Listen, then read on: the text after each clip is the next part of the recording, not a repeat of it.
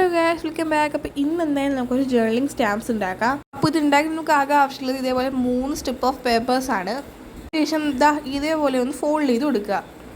ഞാൻ ഇത് ഫോൾഡ് ചെയ്യുന്ന ടൈം കൊണ്ട് നിങ്ങൾ മറക്കാതെ തന്നെ നമ്മുടെ ചാനൽ സബ്സ്ക്രൈബ് ചെയ്യുക, ലൈക്ക് ചെയ്യാൻ മറക്കണ്ട. പിന്നെ നമ്മുടെ കറണ്ട് സബ്സ്ക്രൈബേഴ്സ് എന്നത് 453 ആണ്. ഇന്ന് നമുക്ക് വളരെ കുറച്ച് സബ്സ്ക്രൈബേഴ്സിൽ മാത്രം മതി 500 അടിക്കാനായിട്ട്. അപ്പോൾ എല്ലാവരും സബ്സ്ക്രൈബ് ചെയ്യുക. പിന്നെ നിങ്ങൾ നമ്മുടെ ഗീവിൽ പാർട്ടിസിപ്പേറ്റ് ചെയ്തിട്ടില്ല എന്നുണ്ടെങ്കിൽ പാർട്ടിസിപ്പേറ്റ് ചെയ്യാൻ മറക്കണ്ട. റൂൾസൊക്കെ കമ്മ്യൂണിറ്റി പോസ്റ്റിൽ കൊടുത്തിട്ടുണ്ട്. പിന്നെ നമ്മൾ ഗീവായിട്ട് കൊടുക്കുന്നത് ടുലിപ്പ് ലാമ്പാണ്.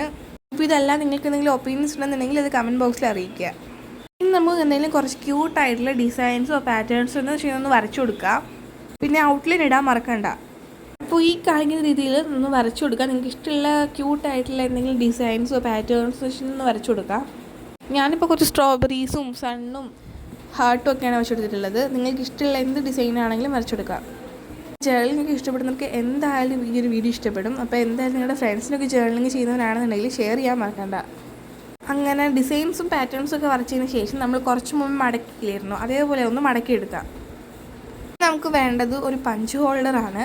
ഇന്ന് നമുക്ക് ആവശ്യമുള്ളത് പഞ്ച് ഹോൾഡറാണ്. പഞ്ച് ഹോൾഡർ ഇല്ല എന്നുണ്ടെങ്കിൽ സിസേഴ്സ് വെച്ചൊന്ന് മുറിച്ചു കൊടുത്താലും മതി.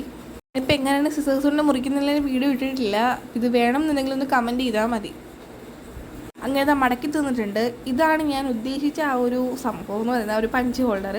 ഇതിപ്പോൾ എല്ലാവരുടെ കയ്യിൽ ഉണ്ടാവണമെന്നില്ല, അതുകൊണ്ടാണ് സിസേഴ്സ് കൊണ്ട് നിങ്ങൾ മുറിച്ചാൽ മതി എന്ന് പറഞ്ഞത്.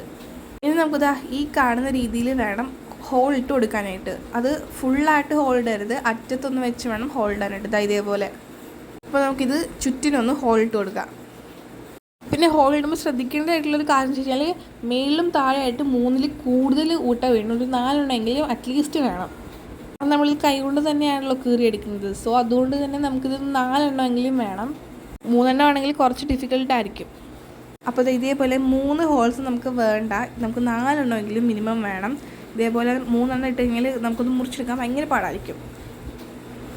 അപ്പോൾ നമുക്കിത് വർക്കിംഗ് ആണോ എന്ന് നോക്കുക. അപ്പോൾ ഞാൻ ഇവിടെ കൈ കൊണ്ടൊന്ന് മുറിച്ചെടുക്കുന്നുണ്ട്.